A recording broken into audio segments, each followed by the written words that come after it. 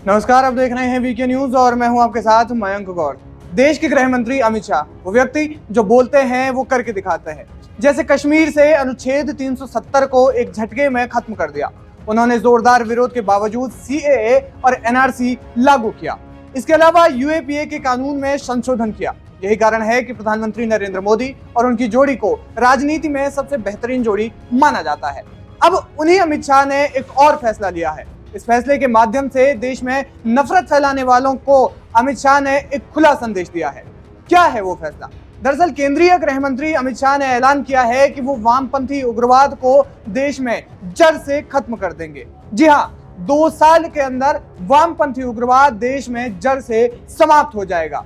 देश के कई ऐसे राज्य हैं जहां नक्सली हमलों की घटनाएं हो रही हैं। अक्सर हो रहे नक्सली हमलों से खासा नुकसान हो रहा है, मासूम लोग मारे भी जा रहे हैं। लेकिन अब इन्हीं हमलों पर केंद्र सरकार नकेल कसने की तैयारी कर रही है।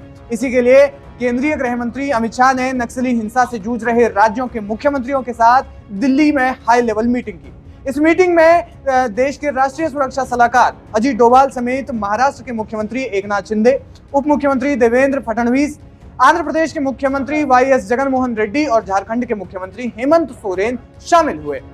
इस मीटिंग में नक्सली हमलों को झेलने वाले राज्यों की सुरक्षा पर गहन चर्चा हुई। साथ ही वामपंथी उग्रवाद को किस तरह खत्म किया जाना है उस पर चर्चा हुई। बताया जा रहा है कि गृह मंत्री अमित शाह ने वामपंथी उग्रवाद पर मुख्यमंत्रियों की राय ली। साथ ही इससे कितना नुकसान हो रहा है और कैसे इस समस्या से निपटा जा सकता है उस पर चर्चा हुई।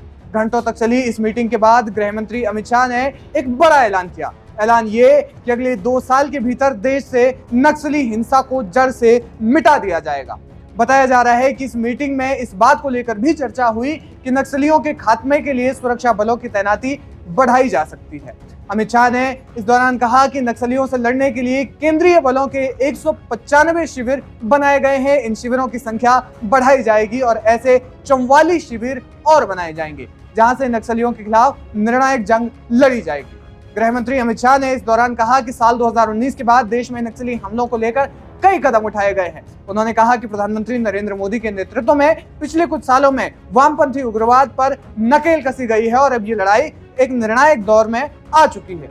इस बैठक में इस बात को लेकर भी चर्चा हुई कि नक्सलियों के खात्मे के लिए उन इलाकों पर तो पैनी नजर रखी ही जाए जिनमें उग्रवादी ज्यादा है, साथ ही उन इलाकों की भी मॉनिटरिंग की जाए जहां से नक्सली हमले, ताकि वहां पर उग्रवाद पनपने की संभावना ना के बराबर रह जाए या ना रह जाए। इस बैठक में राज्य के मुख्यमंत्रियों के अलावा केंद्रीय सचिव और सशस्त्र बल के महानिदेशक भी मौजूद रहे। बता दें कि नक्सली हमलों में सबसे ज्यादा प्रभावित राज्यों की श्रेणी में छत्तीसगढ़ भी है। हालांकि छत्तीसगढ़ के मुख्यमंत्री भूपेश बघेल इस मीटिंग में शामिल नहीं हुए। रिपोर्ट्स के मुताबिक छत्तीसगढ़ में हर साल औसतन 300 नक्सली हमले होते हैं। 2013 से लेकर 2022 के बीच छत्तीसगढ़ में 3447 नक्सली हमले हो चुके हैं।